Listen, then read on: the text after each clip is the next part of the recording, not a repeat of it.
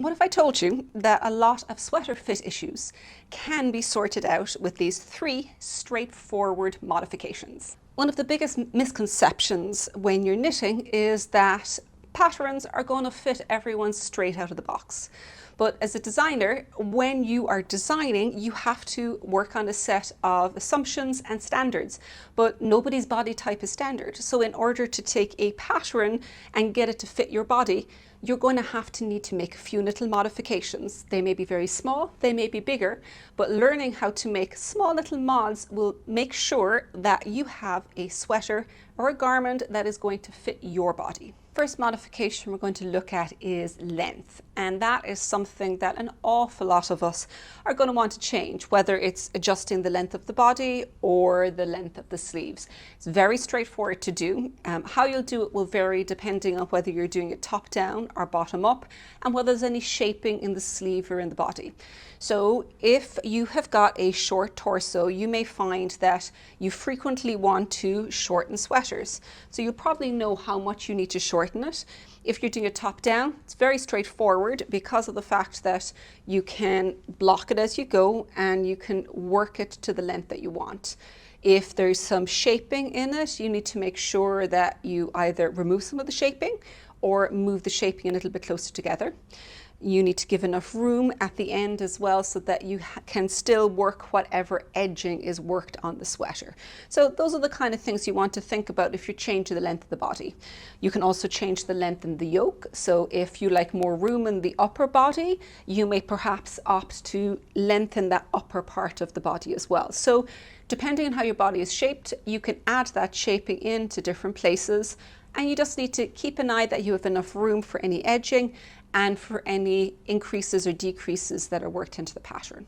Sleeves are going to be quite similar, and in fact most people do like to change the length of the sleeves. So it might be that you've got a longer or a shorter arm than average, or it might actually be that it's personal preference that you like having a sleeve around this length because you never have to push it up or pull it down. So it may be either out of necessity because of your body shape or your arm shape, or it might be personal preference and how you like to wear your sweater.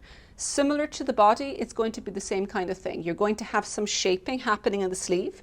If it's top down, there'll be a series of decreases. So if you're shortening it, you'll probably have to move those decreases a little closer together so they'll all still fit in. And again, make sure you leave enough space for your cuff down here. If you're lengthening it, you may opt to space those decreases a little bit further. If it's bottom up, it'll be the opposite.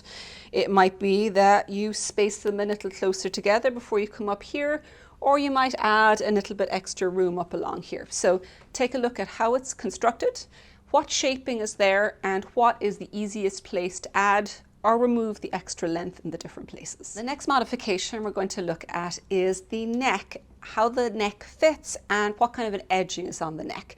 It's something you don't hear talk about quite as much, but I am a big believer in making sure the neck fits the way you want it to. In fact, by changing the neck edging, making it a little tighter and a little looser, you can in fact impact how the entirety of the sweater fits. I'm just pausing the video for a second to ask you, if you are enjoying this video, please subscribe to my channel, where I love sharing tips, videos, and insights with you.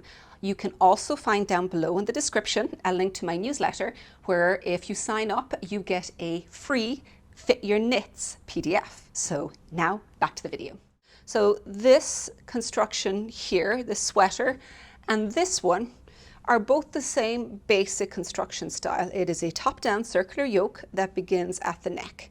But you will notice something. This is a very wide open neck, whereas this one's much fitted. So it's 2 different reasons for that. One, this has got no edging. We wanted it open. It's designed to be a summer top, so it's very open, loose, and airy. Whereas this one had a little fewer stitches here, but it's also got an edging added afterwards that pulls it up. This, when it's open, slides further down. It's like a cone or a funnel where the widest point sits further down the body. So if you've got an open neck here, the yoke sits further down, the sleeves fit further down, and everything sits a little further down the body because it will start down here rather than up here. So if you've got one with a very open neck and you think the sleeve is too long or the yoke is too deep or it just feels like it's oversized, before you rip it out and decide it's not for you, picking up stitches and adding a tighter or a snugger neck edging can pull everything up. It'll fit the neck in, it'll raise the yoke up, and it will actually shorten your sleeves. So just remember, it's a funnel.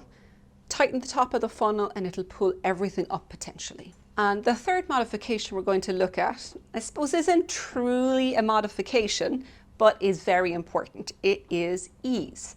And this is something that you're effectively going to modify before you start the pattern. So the other things we've been talking about is as you're knitting through, you'll be making the changes, you'll be changing through the pattern. But with ease, by modification, what I'm actually meaning is when you're picking your pattern size, there's usually a range of ease. And that's because we all like different amounts of ease. And a designer will put a suggested ease in a pattern and they'll say, we have designed and we're showing you a photograph of X amount of ease. So that's the starting point. But if you don't like something that is very oversized, you may decide, nope, I don't like that much ease. I'm going to knit a smaller size, which will give me less ease. There is no problem doing that. The only thing I would suggest you check is pull out the schematic and check that the yoke is deep enough and that the sleeves are the right size, that they're not too small if you size down. Because if a pattern is designed with a lot of ease, it's still possible that things like the neck and the sleeve and the yoke are still sized for a smaller body type. So look at the schematic and that will let you know if it's going to be the case. Now, on the other end, you may have a pattern that you think the pattern is beautiful, but it's designed to be quite snug fitting and you like something a little bit looser. Then you can size up and you can add more ease. Again, perhaps adjusting so that you don't perhaps have as much size on the sleeve because you don't necessarily want the ease across the board, because extra ease in the bust doesn't necessarily mean you want extra ease in your sleeve or a larger neck size. So that's going to be the third one that you want to look at before you even start the pattern. Can make a really big difference to the fit. So if you believed before that modifications meant doing a big overhaul of the pattern and felt quite overwhelming, I hope that you've learned from this video that modifications can be quite small, they can be very straightforward, and you may find that a little amount of modification goes a long way. If you enjoyed learning about how to do modifications to your sweater and you'd like to dig a little bit deeper, you'll find some useful links in the description down below.